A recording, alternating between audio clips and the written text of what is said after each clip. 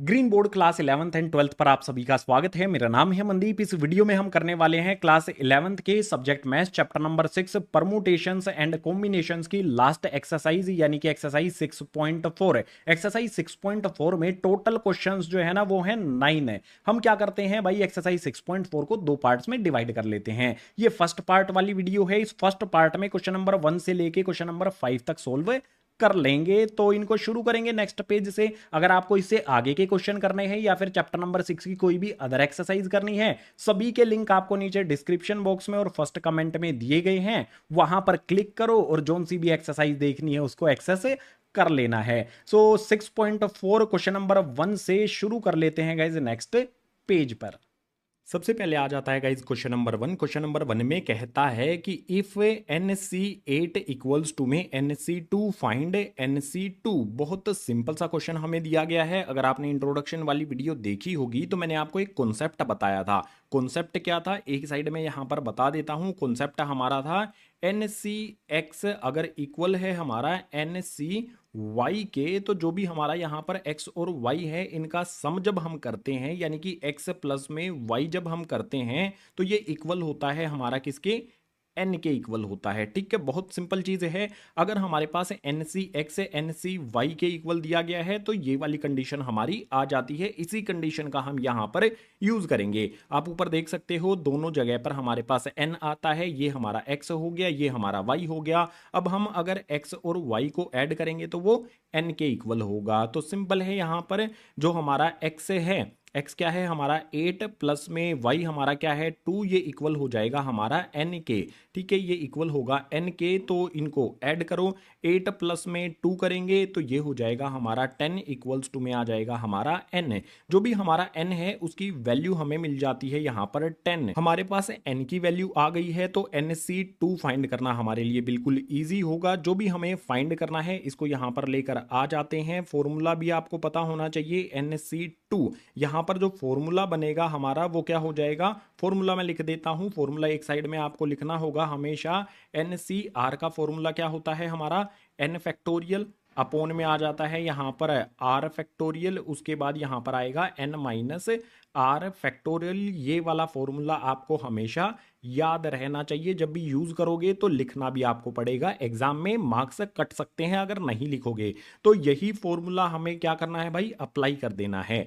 n की value n है और r की वैल्यू यहां पर 2 है। ठीक है, n की वैल्यू हम फाइंड कर चुके हैं 10 है। ठीक है, 10 है, यहां पर रब करके भी मैं इसको रख देता हूं। यहां पर आ जाएगी n की वैल्यू 10 है। हमने क्या किया भाई, इस वाली वैल्यू को लेकर आ गए, n की जगह पर हमारी n की वैल्यू हमने 10 रख दी। अब फॉर्मूला अप्लाई करेंगे तो सबसे पहले हमें n का फैक्टोरियल करना है। n यानी कि 10 का हमें फैक्टोरियल करना है अपोन में r factorial n minus r factorial. R factorial यानी कि 2 का फैक्टोरियल, उसके बाद n माइनस आर यानी कि 10 माइनस 2 का यहाँ पर फैक्टोरियल आ जाएगा। अब इसको सोल्व करने के लिए समझो, यहाँ पर जो भी हमारा यहाँ पर 10 है उसमें क्या 10 फैक्टोरियल को मैं एक्सपेंड करूंगा तो 10 इंटू में 9 इंटू में 8 फैक्टोरियल आ जाएगा। उसके बाद डिनोमिनेटर में मेरे पास है 2 फैक्टोरियल, और जो भी यहाँ पर मेरा 10 माइनस 2 है, 10 में से 2 को सब्ट्रैक्ट करूंगा तो ये हो जाएगा मेरा यहाँ पर 8 और फैक्टोरियल एज इट इज। ऊपर की तरफ 8 फैक्टोरियल, नीचे की तरफ 8 फैक्टोरियल। 8 फैक्टोरियल से 8 फैक्टोरियल को कैंसिल करेंगे।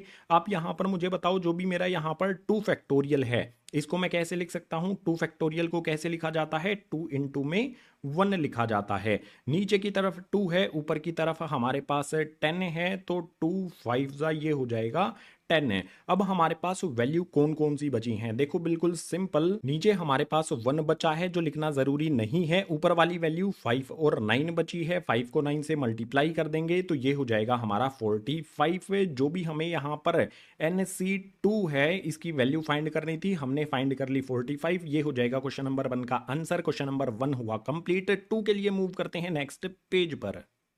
क्वेश्चन नंबर 2 आ जाता है। क्वेश्चन नंबर 2 में दिया है determine n if. Question number 2 में हमें n की वैल्यू फाइंड करनी है। क्वेश्चन नंबर 2 के टोटल 2 पार्ट हैं। फर्स्ट वाले पार्ट को सबसे पहले देखते हैं। इसमें हमें दिया है if 2nc3 ratio nc3 equals to में 12:1 हमें रेशियो में दिया गया है। तो सबसे पहला स्टेप क्या करना चाहिए, हमें जो भी रेशियो हमें दिया गया है उनको हम फ्रैक्शन में लिख सकते हैं। तो सॉल्यूशन में हमारा क्या होगा, 2n यहां पर हमारा c3 और अपॉन में यहां पर आ जाएगा nc3 इक्वल्स टू में जो हमारा 12:1 है उसको भी 12 अपॉन में 1, मतलब हमने फ्रैक्शन में बदल दिया।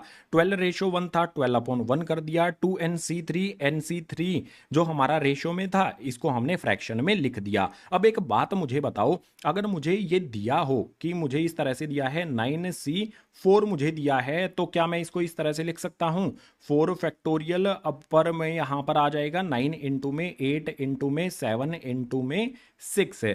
आपको क्या करना है, देखो 9c4 पर अगर आप ये फॉर्मूला अप्लाई करोगे तो यही रिजल्ट आपको मिलेगा। और शॉर्ट ट्रिक क्या है, आप इसका यूज कर सकते हो, ऐसा नहीं है कि एग्जाम में इसका यूज नहीं कर सकते। देखो आपको ध्यान क्या रखना है, जो भी नीचे वाली वैल्यूज होती है डिनोमिनेटर में उसका फैक्टोरियल कर देना है, और जो ऊपर वाली वैल्यू होती है उसको, नीचे वाली वैल्यू कितनी बार आई है 4 बार आई है, तो इसको 4 बार ही एक्सपेंड कर देना है। जैसे 9 है हमारा, तो 9 इंटू में 8 इंटू में 7 इंटू में 6 है, इसको 4 बार एक्सपेंड आपने कर देना है और फैक्टोरियल नहीं लगाना है।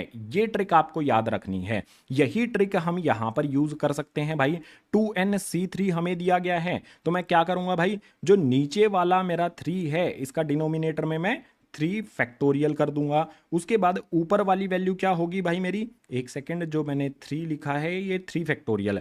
ऊपर वाली वैल्यू जो मेरे पास 2n है इसका मैं क्या करूंगा, जितनी भी नीचे वाली वैल्यू है 2n को उतनी बार ही एक्सपेंड मैं कर दूंगा। तो जैसे यहां पर मेरा 2n आया, एक्सपेंड मुझे करना है तो 2n-1 हो जाएगा। उसके बाद यहां पर 2n-2 हो जाएगा। बिल्कुल इसी तरह से यहां पर मेरे पास nc3 जो है इसमें भी डिनोमिनेटर में क्या आ जाएगा, मेरे पास डिनोमिनेटर में हमारे पास क्या है 3 फैक्टोरियल आ जाएगा, क्योंकि यहां पर नीचे वाली वैल्यू क्या है 3 है, तो इसका मैंने डिनोमिनेटर में फैक्टोरियल कर दिया। ऊपर मेरे पास n है और n को मैं कितनी बार एक्सपेंड करूंगा, नीचे वाली वैल्यू की जितने बार 3 दिया गया है तो मैं इसको एक्सपेंड करूंगा किस तरह से, n, उसके बाद आ जाएगा यहां पर n-1, उसके बाद आ जाएगा यहां पर n-2। मैंने n को यहां पर जो भी n दिया गया था 3 बार उसको एक्सपेंड कर दिया है। ऊपर वाली वैल्यूज और नीचे वाली वैल्यूज को करने के बाद इक्वल्स टू में जो हमारा 12 अपॉन में 1 है, 12 अपॉन 1 12 के इक्वल ही होता है, डिनोमिनेटर में 1 लिखना जरूरी नहीं है। अब आगे इसको सोल्व करने पर आएंगे तो ध्यान देना है, जो जो चीजें कैंसिल होती हैं उनको कैंसिल करना है। यहां पर देखो 3 फैक्टोरियल है, यहां पर भी 3 फैक्टोरियल है भाई। 3 फैक्टोरियल से सबसे पहले 3 फैक्टोरियल को कैंसिल करेंगे। क्या इसके अलावा और कोई भी वैल्यू है जो कैंसिल हो सकती है, ध्यान से देखोगे तो आपको मिल जाएगी। यहां पर हमारे पास n है और यहां पर भी हमारे पास n है, तो n से n को कैंसिल कर देना है। अब जो हमारी चीजें बची हैं उनको लिख लेना है भाई। हमारे पास सबसे पहले यहां पर बचता है 2, उसके बाद ब्रैकेट में आ जाता है 2n-1, और जो नेक्स्ट वाला ब्रैकेट हमारा ये वाला है, इस वाले ब्रैकेट में क्या किया जा सकता है, 2n-2 है, यानी कि 2 इसमें से कॉमन लिया जा सकता है। 2 कॉमन लेने पर n-1 अंदर बच जाएगा। उसके बाद नीचे वाली वैल्यूज पर आएंगे भाई। नीचे वाली वैल्यूज जो भी हमारी हैं एज इट इज इनको लिख देना है। डिनोमिनेटर में हमारे पास आ जाएगा n-1, उसके बाद आ जाएगा n-2 इक्वल्स टू में हमारा 12 एज इट इज चलता रहेगा। आगे सोल्व करने के लिए लाइन लगा के आगे बताता हूं आपको। सबसे पहले 2 को यहां पर 2 से मल्टीप्लाई करेंगे तो ये हो जाएगा हमारा यहां पर 4 है। अब कोई वैल्यू जो है कैंसिल की जा सकती है। देखो इस वाले ब्रैकेट में n-1 है, इस वाले ब्रैकेट में भी n-1 है, सेम वैल्यूज ऊपर और नीचे हैं, तो भाई इनको कैंसिल कर दो। अब जो मेरे पास यहां पर 2n-1 है ये एज इट इज यहां पर आ जाएगा। 4 कैसे आया है, तो 2 से 2 को मल्टीप्लाई करने पर ये वाला 4 मिल जाएगा हमें। डिनोमिनेटर की वैल्यूज पर बात कर लेते हैं भाई। डिनोमिनेटर में n-2 हमारे पास है, n-2 इक्वल्स टू में हमारा 12 एज इट इज आ जाएगा। अब आप एक बात मुझे बताओ कि भाई जो भी ब्रैकेट है ऊपर वाला उसे ओपन करेंगे तो क्या होगा, 4 से मल्टीप्लाई हो जाएंगी वैल्यूज, है ना। तो ओपन करते हैं, 4 को 2n से मल्टीप्लाई करेंगे तो हो जाएगा 8n। 4 को यहां पर -1 से मल्टीप्लाई करेंगे तो -4 इक्वल्स टू में जो भी हमारा n-2 है डिनोमिनेटर में है, इस तरफ शिफ्ट करने पर मल्टीप्लाई में हो जाएगा। 12 से मल्टीप्लाई करेंगे, n को 12 से मल्टीप्लाई करेंगे, ये हो जाएगा 12n। उसके बाद -2 को 12 से मल्टीप्लाई करेंगे तो हो जाएगा -2 24। अब कैलकुलेशन हमें करनी है, हमें क्या करना होगा, जो भी हमारी कांस्टेंट टर्म्स हैं 24 और -4 एक तरफ इकट्ठा कर लेंगे, n वाली टर्म्स को एक तरफ इकट्ठा कर लेंगे। तो कांस्टेंट हमारे पास माइनस का 24 है, इस तरफ शिफ्ट कर लेंगे तो हो जाएगा प्लस का 24। कांस्टेंट हमारे पास सेकंड माइनस का 4 है, वो एज इट इज रहेगा, इक्वल्स टू में हमारे पास 12n जो हमारा है ये एज इट इज आ गया। 8n यहां पर प्लस का है, दूसरी तरफ शिफ्ट कर देंगे, हो जाएगा माइनस का 8n। अब बताओ 24 में से 4 को सब्ट्रैक्ट करने पर आ गया 20 इक्वल्स टू में 12n में से 8 को सब्ट्रैक्ट करेंगे तो ये हो जाएगा मेरे पास 4n। यहां पर मैं 4 से 20 को कैंसिल कर सकता हूं ना, 4 के टेबल में 20 कितने पर आता है 5 टाइम्स पर, इस तरफ हमारा आ जाएगा 5 इक्वल्स टू में बचेगा हमारे पास n। हमें क्या करना था भाई, n की वैल्यू फाइंड करनी थी। क्वेश्चन नंबर 2 के फर्स्ट वाले पार्ट का आंसर फाइंड कर लिया, अब सेकंड वाला पार्ट भी करना है, तो उसके लिए मूव करते हैं नेक्स्ट पेज पर। क्वेश्चन नंबर 2 का सेकंड वाला पार्ट आ जाता है। अगर आप फर्स्ट वाले पार्ट को और सेकंड वाले पार्ट को ध्यान से देखोगे तो बिल्कुल सेम ही दिया गया है, छोटा सा चेंज किया गया है। देखो 2nc3 फर्स्ट वाले पार्ट में भी है, सेकंड वाले पार्ट में भी है, nc3 के साथ रेशो बनाया गया है। ये वाली वैल्यूज बिल्कुल सेम है फर्स्ट और सेकंड पार्ट में। चेंज कहां पर है, फर्स्ट वाले पार्ट में यहां पर 12 दिया गया है, सेकंड वाले में यहां पर 11 दिया गया है। बेशक आप इसको कंपेयर कर सकते हो, देखो यहां पर 12 है और अगले में यहां पर 11 है, इसके अलावा कोई भी चेंज नहीं है। तो हम क्या करते हैं, एक तरीका अपनाते हैं भाई। देखो जो भी हमारा यहां तक का सॉल्यूशन है, ये सॉल्यूशन जो है ना वो बिल्कुल सेम रहेगा।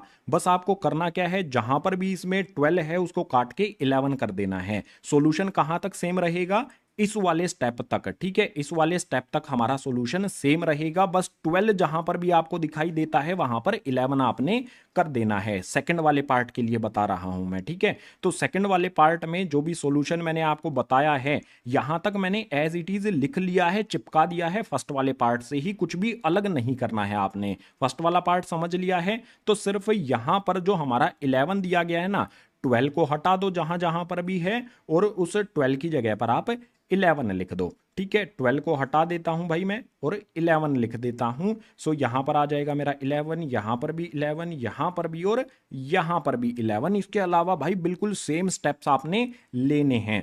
अब आपको क्या करना है, जो भी ब्रैकेट्स हैं इनको सोल्व करना है भाई। 4 को 2n से मल्टीप्लाई करेंगे तो ये हो जाएगा 8n। 4 को यहां पर -1 से मल्टीप्लाई करेंगे, माइनस का 4 इक्वल्स टू में n-2 हमारे पास है। ये कैसे, डिवाइड में दूसरी तरफ शिफ्ट करेंगे तो मल्टीप्लाई में हो जाएगा। n को 11 से मल्टीप्लाई करूंगा तो 11n हो जाएगा। इसके बाद जो मेरा माइनस का 2 है, 11 से मल्टीप्लाई करने पर माइनस का 22 हो जाएगा।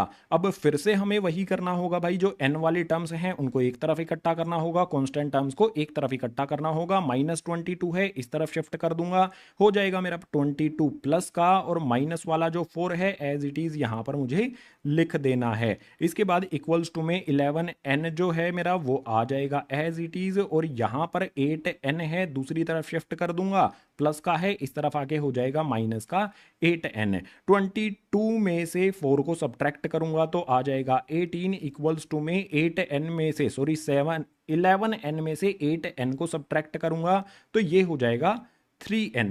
अब आप मुझे बताओ भाई, 3 के टेबल में 18 आता है, कैंसिल कर सकते हैं, 3 1 जा 3, 3 6 जा 18। इस साइड में हमारे पास वैल्यू आएगी 6 इक्वल्स टू में आ जाएगा हमारे पास n। आंसर हमारा कितना आ जाएगा क्वेश्चन नंबर 2 के सेकंड वाला पार्ट का, n इक्वल्स टू में 6 आ जाता है। क्वेश्चन नंबर 2 हुआ कंप्लीट। क्वेश्चन नंबर 3 के लिए मूव करते हैं नेक्स्ट पेज पर। क्वेश्चन नंबर 3 की बारी आ जाती है। इसमें है how many codes can be drawn through 21 points on a circle. हमें एक सर्किल दिया गया है, ठीक है, इस तरह से हमें एक सर्कल दिया गया है। इस सर्कल पर टोटल कितने पॉइंट्स हैं भाई, टोटल 21 पॉइंट्स हैं इस तरह से, ठीक है। आप टोटल 21 पॉइंट्स इस तरह से बना सकते हो। मैंने बिना काउंट किए ये पॉइंट्स बना दिए हैं सिर्फ समझाने के लिए कि टोटल 21 पॉइंट्स हमें इस तरह से दिए गए हैं, ठीक है। सो टोटल पॉइंट्स कितने दिए गए हैं हमें सर्कल पर, 21 पॉइंट्स दिए गए हैं। जो टोटल पॉइंट्स दिए गए हैं वो हो जाएगी हमारी n की वैल्यू। इसके बाद हमें कहता है कि भाई कितनी कोड्स ड्रॉ की जा सकती हैं अगर 21 पॉइंट से हमें करनी हो। अब आप एक बात मुझे बताओ, required points for a code, एक कोड ड्रॉ करने के लिए कितने पॉइंट्स की रिक्वायरमेंट होती है।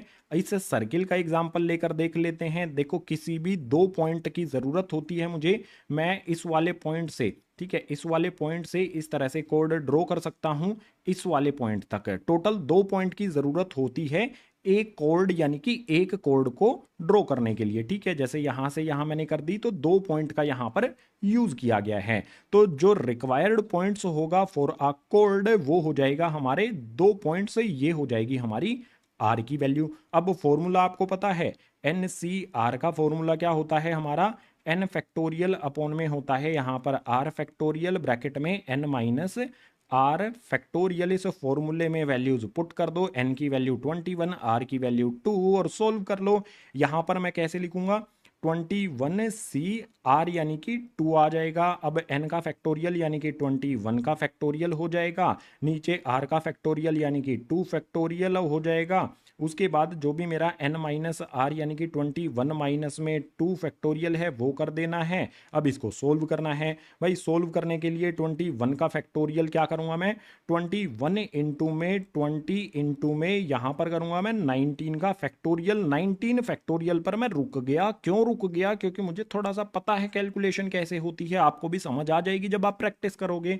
अब यहां पर देखो 2 फैक्टोरियल को मैं कैसे लिख सकता हूं भाई, 2 मल्टीप्लाई में 1, और जो भी यहां पर मेरा 21 माइनस में 2 है इसको सब्ट्रैक्ट करूंगा तो मेरे पास कितना आएगा, 19 फैक्टोरियल आ जाएगा। ऊपर मैं क्यों रुका था 19 फैक्टोरियल पर, समझ गए ना। ऊपर 19 फैक्टोरियल से नीचे वाला 19 फैक्टोरियल कैंसिल कर देंगे, जो भी नीचे वाला 2 है उससे ऊपर वाले 20 को कैंसिल किया जा सकता है। 2 1 जा 2, 2 10 जा होता है 20। अब जो वैल्यूज बची हैं, नीचे 1 बचा है, लिखने की जरूरत नहीं है। 21 को यहां पर 10 से मल्टीप्लाई करेंगे तो ये हो जाएगा मेरा 210। तो क्वेश्चन नंबर 3 में जो भी हमें सर्किल पर 21 पॉइंट्स दिए गए हैं उनसे कितनी कोड्स ड्रॉ की जा सकती हैं, 210 कोड्स को ड्रॉ किया जा सकता है। ये हो जाएगा हमारा क्वेश्चन नंबर 3 के लिए आंसर। क्वेश्चन नंबर 4 के लिए मूव करते हैं नेक्स्ट पेज पर।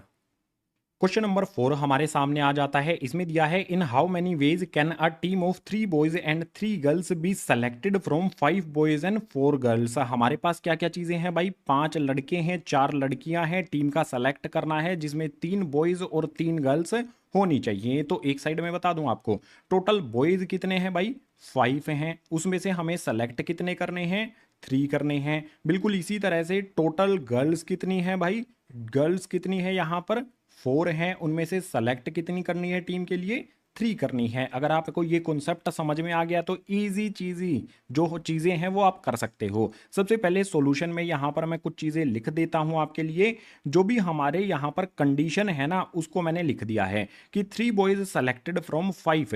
भाई 5 लड़कों में से 3 लड़कों को चूज करना है, ठीक है। यहां पर मैंने बताया 5 में से 3 को करना है, और 3 गर्ल्स सेलेक्टेड फ्रॉम 4, 3 लड़कियों को सेलेक्ट करना है 4 में से। अब इसके लिए हम यहां पर क्या करेंगे भाई, NCR बना लेंगे, ठीक है। n हमारा क्या हो जाएगा, n हमारा 5 हो जाएगा, r हमारा 3 हो जाएगा, यानी कि मैं क्या लिखूंगा यहां पर 5C3 लिख दूंगा। बिल्कुल इसी तरह से यहां पर हमारा n4 हो जाएगा और r3 हो जाएगा, तो मैं लिखूंगा 4C3।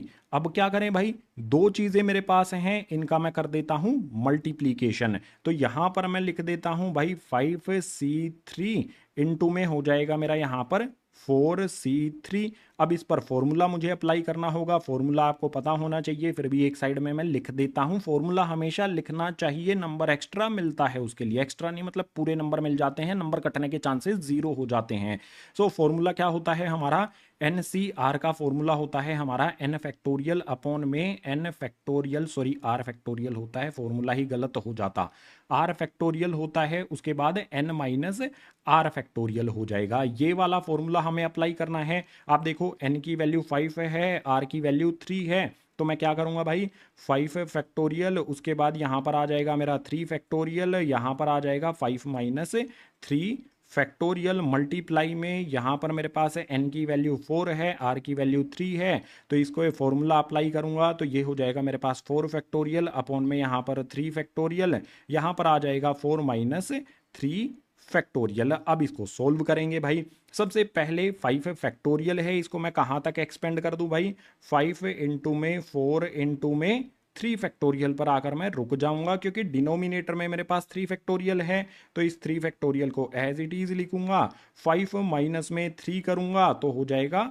2 फैक्टोरियल हमारा। इसके बाद मल्टीप्लाई का साइन लगा लो भाई, ऊपर 4 फैक्टोरियल है, मैं इसको एक्सपेंड करूंगा 4 इंटू में 3 फैक्टोरियल पर रुक जाऊंगा, क्योंकि डिनोमिनेटर में मेरे पास 3 फैक्टोरियल दिया गया है, तो यहाँ पर 3 फैक्टोरियल आ गया।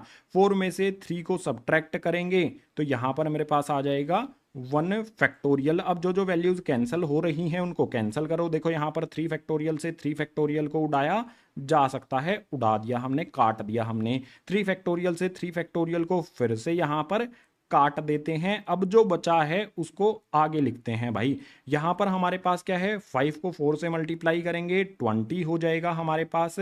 20 डिनोमिनेटर में क्या बचा है भाई, 2 फैक्टोरियल। 2 फैक्टोरियल हमारा 2 ही होता है, ठीक है। 2 इंटू 1 हम उसको लिख सकते हैं, लेकिन वो 2 ही हो जाएगा 2 को 1 से मल्टीप्लाई करने पर। इसके बाद मल्टीप्लाई का साइन लगा लो। यहाँ पर हमारे पास 4 है, डिनोमिनेटर में 1 फैक्टोरियल है, 1 फैक्टोरियल 1 ही होता है, यानी कि 4 लिख लेते हैं सिर्फ यहाँ पर, सो 4 आ जाएगा। इसके बाद जो भी हमारा नीचे की तरफ 2 है, इसे से 20 को कैंसिल कर दे भाई।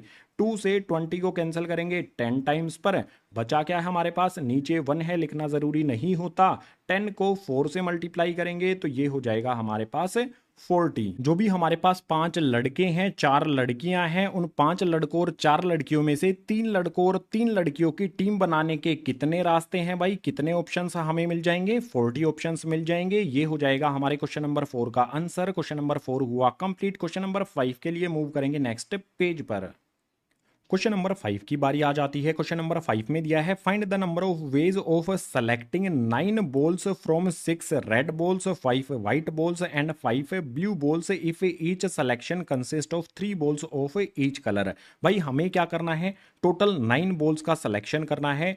6 हमें रेड बॉल्स दी गई हैं, 5 व्हाइट बॉल्स दी गई हैं, 5 ब्लू बॉल्स दी गई हैं, और हर एक कलर की जो है ना वो 3 बॉल्स होनी चाहिए, यानी कि 3 हमारे पास रेड बॉल होनी चाहिए, 3 हमारे पास व्हाइट और 3 हमारे पास ब्लू होनी चाहिए। अब सबसे पहले हमारे पास रेड बॉल्स कितनी है भाई, रेड बॉल्स हमारे पास 6 है, कितनी सेलेक्ट करनी है, उसमें से 3 करनी है। बिल्कुल इसी तरह से व्हाइट बॉल्स हमारे पास कितनी है भाई, टोटल हमारे पास 5 है, उसमें से भी हमें 3 सेलेक्ट करनी है। और जो हमारे पास ब्लू बॉल्स हैं वो कितनी हैं, वो भी 5 हैं, और उनमें से भी हमें 3 सेलेक्ट करनी है। तो एक चीज तो सिंपल समझ में आ रही है, यहाँ पर एनसीआर इजीली बनाया जा सकता है। उससे पहले सॉल्यूशन में कुछ चीजें लिख देते हैं ताकि सिंपलीफाई हो जाए क्वेश्चन। सो सॉल्यूशन में यहाँ पर मैं आपके लिए, सॉरी एक सेकेंड, यहाँ पर मैं आपके लिए लिख देता हूं। यहाँ पर मुझे क्या करना है भाई, 3 red balls from 6, 3 red balls मुझे सेलेक्ट करनी है 6 में से, तो 6 ऊपर आ जाएगा, सी लिखेंगे, जितनी बॉल सेलेक्ट करनी है 3 सेलेक्ट करनी है तो 3 यहाँ पर हमारा आ जाएगा, यानी कि 6C3 बन जाएगा। अब मुझे 5 में से 3 बॉल सेलेक्ट करनी है व्हाइट वाली, तो ये हो जाएगा हमारा 5C3। इसके बाद मुझे 5 में से 3 ब्लू बॉल सेलेक्ट करनी है, तो यहां पर आ जाएगा मेरा 5C3। अब जो भी मेरे पास ये आ गए हैं इनको मैं मल्टीप्लाई कर देता हूं। भाई मल्टीप्लाई कैसे करेंगे, मेरे पास यहां पर है 6C3, मल्टीप्लाई में हो जाएगा 5C3, फिर से मल्टीप्लाई में हो जाएगा मेरे पास 5C3। अब फॉर्मूला आपको पता है, एक साइड में फिर से लिख देता हूं मैं एनसीआर का फॉर्मूला हो जाएगा n फैक्टोरियल अपॉन में यहां पर r फैक्टोरियल, उसके बाद ब्रैकेट में n माइनस r का फैक्टोरियल हो गया। ये फॉर्मूले में हर एक को हम एक्सपेंड कर देंगे। तो एनसीआर का फॉर्मूला सबसे पहले अप्लाई करेंगे 6C3 पर, तो क्या होगा हमारे पास भाई, 6 फैक्टोरियल आएगा, डिनोमिनेटर में हमारे पास क्या होगा, 3 फैक्टोरियल आएगा। उसके बाद n माइनस आर मुझे करना है, यानी कि 6 माइनस 3 करना है। 6 में से 3 को सब्ट्रैक्ट कर दूंगा तो 3 आ जाएगा, और उसके पीछे फैक्टोरियल लगा देंगे। मैंने डायरेक्ट क्या कर दिया, n में से r को सब्ट्रैक्ट करके ही वैल्यू यहां पर लिख दी है। बिल्कुल इसी तरह से 5C3 है, इस पर भी हम फॉर्मूला अप्लाई करेंगे। तो ऊपर हमारा 5 फैक्टोरियल अपॉन में हमारा नीचे 3 फैक्टोरियल फैक्टोरियल। अब मुझे n माइनस आर करना है, तो भाई n यानी कि 5, r यानी कि 3, 5 में से 3 को सब्ट्रैक्ट करूंगा तो यहां पर आ जाएगा 2 फैक्टोरियल। फिर से मल्टीप्लाई कर दो, देखो हमने 5c3 पर फॉर्मूला अप्लाई किया, ये आया। यहां पर भी हमारे पास 5c3 है, तो फिर से हमारी वही वैल्यू तो आएगी। तो यहां पर फॉर्मूला अप्लाई करने पर 5 फैक्टोरियल अपॉन में 3 फैक्टोरियल और 2 फैक्टोरियल आ जाएगा। अब इसको हमें सोल्व करना है। सोल्व करने के लिए भाई क्या किया जाए, 6 फैक्टोरियल मेरे पास है, 6 इंटू में 5 इंटू में 4 इंटू में 3 फैक्टोरियल पर मैं रुक जाऊंगा। अब नीचे क्या होगा भाई, मेरा नीचे मेरे पास 3 फैक्टोरियल दिया गया है तो उसको लिख लेता हूं, और जो दूसरे वाला 3 फैक्टोरियल दिया गया है उसको एक्सपेंड कर देता हूं, 3 इंटू में 2 इंटू में 1 में कर देता हूं। इसके बाद मल्टीप्लाई का साइन लगा करके भाई इसको सोल्व करते हैं। मेरे पास ऊपर 5 फैक्टोरियल है, एक्सपेंड करूंगा 5 इंटू में 4 इंटू में, यहां पर आ जाएगा मेरे पास 3 फैक्टोरियल। डिनोमिनेटर का 3 फैक्टोरियल एज इट इज आ जाएगा, और जो 2 फैक्टोरियल यहां पर दिया गया है उसको मैं एक्सपेंड कर दूंगा 2 इंटू 1 में, फिर मल्टीप्लाई का साइन लगा दूंगा। 5 फैक्टोरियल आता है मेरे पास, फिर से देखो 5 फैक्टोरियल अपॉन में 3 फैक्टोरियल 2 फैक्टोरियल, यहां पर भी 5 फैक्टोरियल 3 फैक्टोरियल 2 फैक्टोरियल, ये दोनों हमारी टर्म्स सेम हैं, तो इनको सोल्व करने पर यहां जो वैल्यू आई है यहां पर भी वही वैल्यू लिख देनी है। तो यहां पर आ जाएगा 5 इंटू में 4 इंटू में 3 फैक्टोरियल, और अपॉन में आ जाएगा मेरे पास 3 फैक्टोरियल इंटू में 2 इंटू में 1। अब मुझे बताओ जो जो भी वैल्यू कैंसिल होती हैं उनको कैंसिल करना चाहिए हमें। जैसे यहां पर 3 फैक्टोरियल से 3 फैक्टोरियल को हमने काट दिया, इसी तरह से यहां पर 3 फैक्टोरियल से 3 फैक्टोरियल को फिर से काट दिया, फिर यहां पर हमने 3 फैक्टोरियल से 3 फैक्टोरियल को फिर से काट दिया। अब कौन सी वैल्यूज और कट सकती हैं भाई, देखो नीचे 2 है, नीचे 3 है, 3 2 जा 6 होता है, ठीक है। इन दोनों को मल्टीप्लाई करेंगे तो 6 होगा, ऊपर भी हमारे पास 6 है, तो 3 2 जा 6 मैंने काट दिया। इसके बाद नीचे की तरफ मेरे पास 2 है, ऊपर की तरफ 4 है, काट सकता हूं मैं 2 को 4 से, मतलब 4 को 2 से कट करूंगा तो 2 जा पर ये कैंसिल हो जाएगा। इसी तरह से नीचे 2 है, ऊपर 4 है, फिर से कैंसिल मैं करूंगा, 2 2 जा 4 पर ये कैंसिल हो जाएगा। कौन कौन सी वैल्यू बची हैं कैलकुलेशन हमें करनी होगी भाई।